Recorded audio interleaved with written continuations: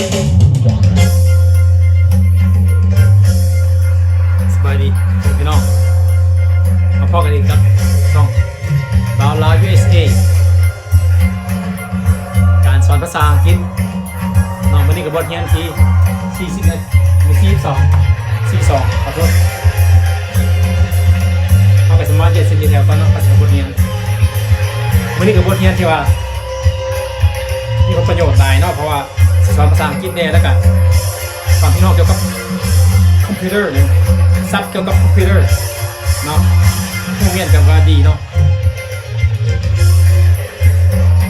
เพราะว่าวันนี้นะครับเราอยากว่าซับเกี่ยวกับคอมพิวเตอร์แต่ทีนี้เรากับเรื่องน้อยนึงที่ว่ามาแล้วครับเราจะเหตุการณ์เป็นไอทีเป็นคนติดตั้งของเครื่องคอมพิวเตอร์ในโครงการภาษาอังกฤษสอนพี่น้องซื่อๆมือเป็นอาชีพแขกพี่น้องได้เรียนเนาะใครอยากเรียนนะครับมีเงินจ้างเลยนะทำมาเรียนต้องขับพระเจ้าเนาะใครอยากมาสอนพี่น้องเกี่ยวกับภาษาอังกฤษมือเป็นอาชีพอย่างมัดนี่เป็นมาสอนตามที่ขับพระเจ้ารู้จักตามประสบการณ์ขับพระเจ้า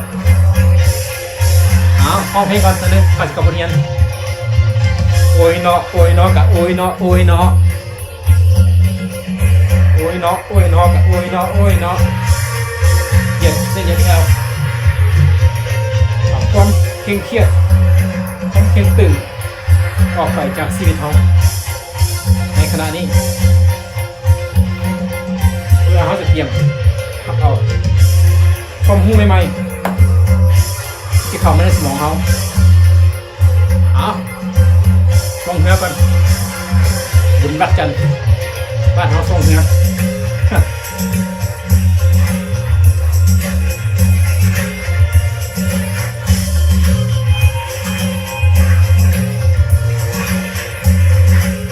โอ้ยเนาะโอ้ยเนาะกับโอ้ยเนาะโอ้ยเนาะภาษาอังกฤษคือมันไงเถอะเนาะ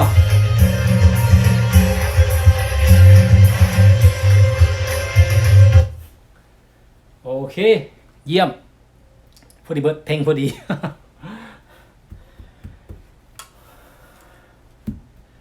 ตามปกติเนาะเติมน้ำมันกันหน่อยนึง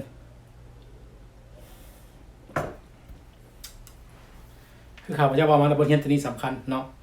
เพราะว่าคือข้าพเจ้าว่าพี่น้องจะได้เรียนเกี่ยวกับคำศัพท์เกี่ยวกับคอมพิวเตอร์หน่อยนึงเนาะพื้นฐานของคอมพิวเตอร์บทเรียนที่12บทเรียนที่42 about computers components แปลว่าส่วนประกอบของเครื่องคอมพิวเตอร์เนาะ computer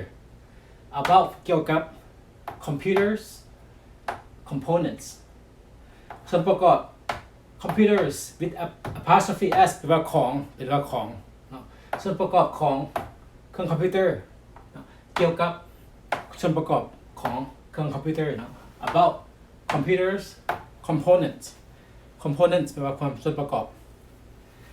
ว่าในคอมพิวเตอร์มันมีอย่างแน่เนาะเครื่องมันมีอย่างแน่เขาเป็นเครื่องคอมพิวเตอร์ขึ้นมามันมีอย่างแน่เนาะเขาสิมาบอกอันนี้มันสิ่งที่ว่าสำคัญอย่างหนึ่งในคอมพิวเตอร์เนาะก็สิมาเป็นคอมพิวเตอร์ต้องมีพวกนี้มันมีตัวเท่านี้มีหลายกว่านี้แต่ว่าเขาเอาตัวสำคัญตัวอย่างมาบอกพี่น้องหน่อยนึงมาสอนพี่น้องหน่อยนึงเขาจะถามว่า what are some of the most important components of a computer what are some of the most important components of a computer แปลว่ามีอย่างแน่ที่ว่าเป็นส่วนที่ว่าสำคัญหลาย most ว่าหลาย most important ว่าสำคัญหลายที่ว่าเป็นเครื่องประกอบของคอมพิวเตอร์เนาะของคอมพิวเตอร์ไปรวมๆกันเลยเนาะว่าคอมพิวเตอร์เนี่ยมันมีอย่างแน่มันมีส่วนประกอบอย่างแน่ที่ว่าสำคัญเนาะแต่ง่ายๆความลาว What are some of the most important components of our computer แปลว่าในเครื่องคอมพิวเตอร์เนี่ยมันมีองค์ประกอบ component ว่าเครื่องประกอบเนาะ components ความประกอบหลายอัน components คำประกอบหลายอันที่ว่าสำคัญน่ะมีอะไรเด้มีอะไรแน่ what are some มีอย่างแน่เนาะ what ว่ามันหยังคำว่า what are some of the most important component the most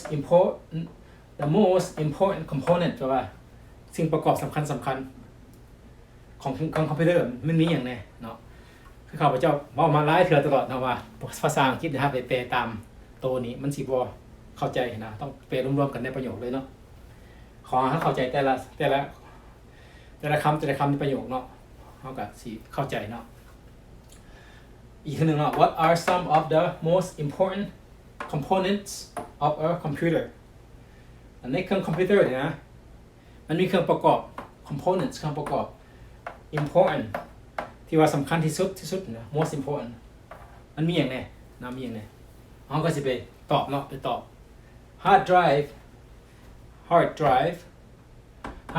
แปลว่าเครื่องบรรจุข้อมูลนะเขาเรียกว่า hard drive แปลว่าเครื่องบรรจุข้อมูลว่อนกัน hard drive แล้วก็ memory มันมีเครื่องบรรจุข้อมูลแล้วก็ memory มันมาเครื่องมาระบบความจำหรือว่าความจำเนาะ memory ความจำ memory แล้วว่าเขาเอิ้นว่ามันย่อมาจากเขาเอิ้นว่าอันนึงคำหนึ่งกับว่า RAM ก็เป็น memory กันเขาเอิ้นว่า random access memory เนาะตัว RAM มันย่อมาจาก R หรือว่า random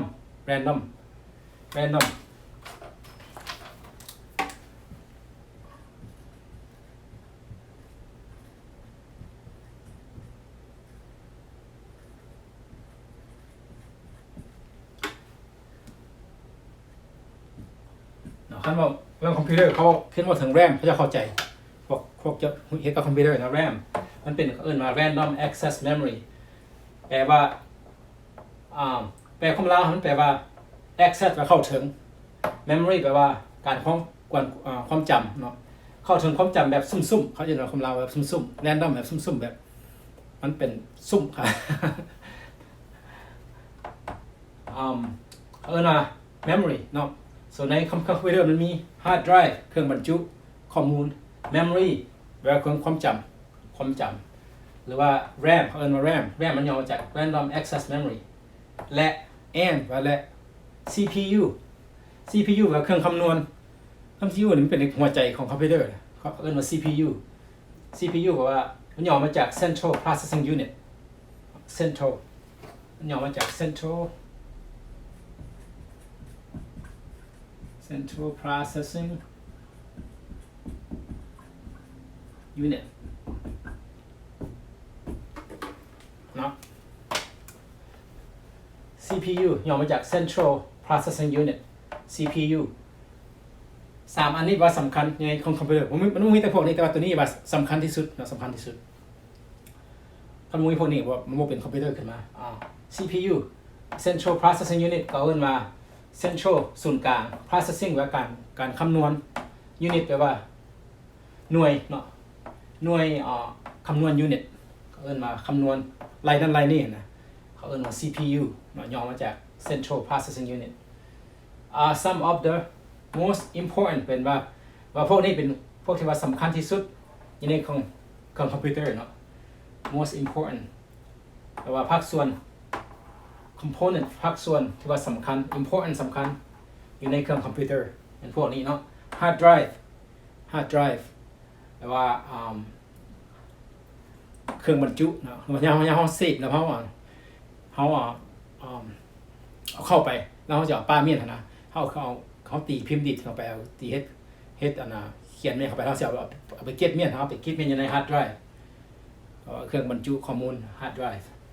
memory นี่ตอนเขาเปิดคอมพิวเตอร์ขึ้นมาตอนเราเฮ็ดเรียกเห็นมันสิใช้ memory เป็นคนเฮ็ด memory มันสิไปเว้ากับ hard drive ไปเว้ากับ CPU เนาะเขาใช้ memory เอิ้นว่าความจำเนาะ RAM ความจำ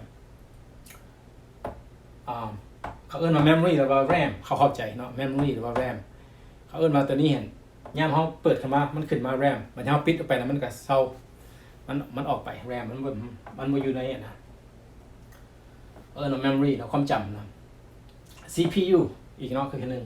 ย่อมาจาก Central Processing Unit CPU นี่มันเครื่องคำนวณ เนาะ central ศูนย์กลาง processing การคำนวณหน่วย unit ว่าหน่วยว่าหน่วยคำนวณจุดศูนย์กลางหน่วยคำนวณของคอมพิวเตอร์เนาะต้องมีพี่น้องเข้าใจเนาะ3อย่างนี้ว่าสำคัญอยู่ในคอมพิวเตอร์ขั้นเขาถามพี่น้องว่าในคอมพิวเตอร์มันมีอย่างแน่ก็มีนะ hard drive memory แล้วก็ CPU สำคัญที่สุดเนาะพวกหนึ่งในคอมพิวเตอร์ประโยคต่อไปเนาะ What is the storage capacity of a hard drive What is อันนี้มาจาก What is หรือ was อันนี้มี apostrophe ก็ได้หรือว่าเป็นมาจากกริยา be เนาะ What is the most no What is the storage capacity of a hard drive มันบอกมันถามอ่ะมันถามว่าอันนะเครื่องบรรจุเนี่ยนะหน่วยบรรจุข้อมูลเนี่ยนะมันใหญ่สักไหนมันใหญ่ปานไหนเนาะ storage ว่า storage แปลว่าการบรรจุ capacity หรือว่าความสามารถว่า hard drive ตัวนี้มันสามารถบรรจุได้หลายปานไหนความหมาย What is the storage capacity of a hard drive สมมติว่าไปซื้อคอมพิวเตอร์เขาอยากรู้จักว่าhard drive มันใหญ่สักไหนเขาสิถามจังซี่เนาะ hard drive แปลว่า hard drive มันใหญ่สักไหนมันสิบรรจุได้ข้อมูลหลายปานไหน What is the storage capacity of a hard drive แต่ความเรา hard drive ตัวนี้แล้วเครื่องบรรจุตัวนี้มันสิสามารถบรรจุได้หลายปานใดน้องหรือว่าหน่วยบรรจุมันใหญ่ปานใด What is the storage capacity แปลว่าความสามารถ capacity storage สามารถบรรจุเนาะ hard drive ตัวนี้สามารถบรรจุได้หลายปานใดอีกทีนึงเนาะ What is the storage capacity of a hard drive สไลด์ hard drive มันสิเป็นกิกเนาะเป็นกิกะไบต์นะเอิ้นว่ากิกสมมุติว่าคันมากิโลเขาใช้ยูนิตไว้เกียนจักกิโลความน้ำหนักจักกิโลแล้วความยาวจักเซนติเมตรเนาะอันนี้ว่าความแท้ความยาวเซนติเมตรเซนติเมตรแล้วก็ความหนักจักกิโลใช่นะอันนี้ความใหญ่ของ hard drive เขาเอิ้นกิกะไบต์หรือว่าย่อมา GB หรือว่ากิกเนาะเอิ้นแต่กิกก็เข้าใจหรือว่ากิกะไบต์อันนี้ตัวเขียนตัวย่อมัน GB หรือว่ากิก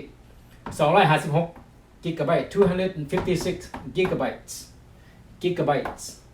หรือว่ากิก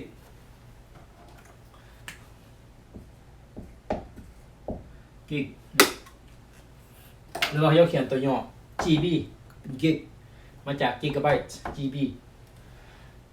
สมมติว่าเนาะ hard drive เนี่ยมันใหญ่ปานใด hard drive ในคอมพิวเตอร์ในเครื่องคอมพิวเตอร์ตัวนี้นะเขาบอกเขาจะว่า gigabytes มี256 gigabytes สมมุติในสไลด์ก็สิมีแถวอย่างน้อยก็256เนาะ256หรือว่ามี128 64สินะลักษณะ32แต่มันขึ้นเครื่องไปเนาะ gigabytes 32 gigabytes 16 gigabytes 128 gigabytes 256 gigabytes เนาะ256 gigabytes that mean ความหมายว่า hard drive ตัวนี้มันมี256 gigabytes หรือว่า gigs เนาะ gigabytes หรือว่า GB เข้าใจเนาะ hard drive เครื่องบรรจุหรือว่าเครื่องบรรจุข้อมูลนี่มันเขาเอิ้นว่าใส่ gigabytes มีหลายปานใดมั้ย256 gigabytes วันนี้ต่อไปเราจะถามว่า memory มันหลายปานใดเนาะ how many gigabytes of memory หรือว่า RAM are on the computer how many gigabytes of RAM or memory อะไรพวกนี้memory หรือว่าความจำอันเนี้ยหน่วยความจำมันนี่มีหลายปานใดอยู่ในเครื่องคอมพิวเตอร์ตัวนี้ how many เราหลายปานใด gigabytes มันเป็นคำความแท้ของ memory นะ gigabytes of memory or RAM are on the computer ในเครื่องคอมพิวเตอร์ตัวนี้มันมีmemory หลายปานใดเนาะหรือว่ามีจัก gigabytes of memory หรือว่า memory หลายปานใดเนาะ memory หรือว่า RAM เนาะ RAM เป็น memory มาจาก random access memory อีกทีหนึ่งเนาะ how many gigabytes of memory are on the computer ว่าในคอมพิวเตอร์นี่มันมีจัก gigabyte of RAM มันมีความทรงจำหลายปานใดเนาะ16 gigabytes 16 gigabytes เนาะ16 gigabytes เนาะส่วนหลายมันสิมีคอมพิวเตอร์มันสิมีสมมุติมีสมัยตะกี้ก็มีหน่อยเนาะRAM มีแบบ1 gig 2 gig แบบสมมุตินี้มี4 gig อย่างหน่อยเนาะ4 gig 8 gig 16 gig 32 gig 64 128 gig ถึงเส้นนะ16 gigs มันก็หลายพอสมควรเนาะสมมุตินี้ so 16 gigabytes 16 gigabytes so เขาถามว่า how many gigabytes of memory are on the computer ว่าในคอมพิวเตอร์นี้มีจัก gigabytes of memory หรือว่าความทรงจำมันมีจักหลายปานใด16 gigabytes เนาะ16 gigabytes หรือว่า16 gigabytes gigabyte หรือว่า16 GB เขาจะเข้าใจเนาะ GB ตัวย่อ for gigabytes สุดท้ายเนาะ what is the speed of the CPU on the computer วันนี้เราจะพูดว่า speed แปลว่าความไว what is the speed ความไวของคอมพิวเตอร์นั้นมีหลายปานใด what is the speed แปลว่าความไว of ของ the CPU คนคำนวณมันนะหน่วยคำนวณมันนะมันไวปานใดในคอมพิวเตอร์หน่วยนี้นะเนาะ what is the speed of the CPU on the computer ว่าเครื่องคำนวณอยู่ในเครื่องคอมพิวเตอร์หน่วยนี้มันมีความไวหลายปานใดแล้วความไวของ CPU เขาจะว่ากิกะไบต์เขาเอิ้นว่า gigahertz Z เนาะตัวนี้ตัว Z gigahertz ตัวนี้ what is the speed ว่าความไวของหน่วยคำนวณ CPU เครื่องคำนวณในคอมพิวเตอร์เครื่องนี้มันหลายปานใดเนาะ3.6 เนาะ3.6 gigahertz ตัวนี้ gigabytes เนาะ hard drive กับ memory เขา measure in เขาแทกอยู่ใน gigabytes บัดตัวในprocessor speed CPU เขาเอิ้นว่า gigahertz เนาะ gigahertz 3.6 นี่แปลว่าไวสมควรเนาะไวเนาะ 3.6 นี่ก็ว่าสมมุตินี้ก็เกือบว่าไวสุดแล้วอยู่ในอยู่ในหน่วยคอมพิวเตอร์ที่ว่าตั้งโต๊ะหรือว่าในตั้งนำทางlaptops ตั้งทางตักเข้านะคันนี้CPU ที่ว่า 3.6 gigahertz แปลว่าไวพอสมควรเกือบไวที่สุดแล้วสมมุติในเครื่องนี้ตะกี้มีแต่1 gigahertz 2 gigahertz เนี่ยนะสมมุติ3.6 gigahertz เนาะอ่าน gigahertz ตัวย่อมัน GHz เนาะตัวย่อมัน GHz แปลว่า gigahertz เนาะเข้าใจพี่น้องว่า hard drive นี่มันเครื่องบรรจุหน่วยบรรจุอยู่ในคอมพิวเตอร์หันหรือบรรจุข้อมูลหันเขาแทกใส่ gigahertz กับ memory ความจำเขาใส่ gigabytes ขอโทษนี่คือ gigabyte เนาะ hard drive ใส่ gigabytes memory ใส่ gigabytes speed CPU เขาใส่ gigahertz เนาะอันนี้มันหน่วยสำคัญเนาะส่วนประกอบสำคัญของคอมพิวเตอร์มันอย่างไรมี hard drive memory CPU เนาะอันนี้เขาจะมาบอกให้3อย่างเนาะ3อย่างพี่น้องไปเริ่มคืนเนาะตอนนี้ก็สิยากๆนิดนึงพอทำซับของเกี่ยวกับคอมพิวเตอร์นะพี่น้องก็เรียนคอมพิวเตอร์เรียนเกี่ยวภาษาอังกฤษเนี่ยแล้วก็เข้าใจภาษาเข้าใจเกี่ยวกับเครื่องคอมพิวเตอร์นิดนึงเนาะกลับไปเริ่มคืนมีคำถามถามข้าพเจ้าได้เนาะใน Facebook แล้วก็ในทาง YouTube เขียนคอมเมนต์เข้ามาข้าพเจ้าจะตอบเนาะเอามื้อนี้ก็เท่านี้มื้อหน้าเอาข้อกันใหม่กับบทเรียนภาษาอังกฤษเนาะมื้อนี้ก็ยากๆนึงมื้อหน้าสิเอาง่ายๆมาให้ขอบใจพอกันไหม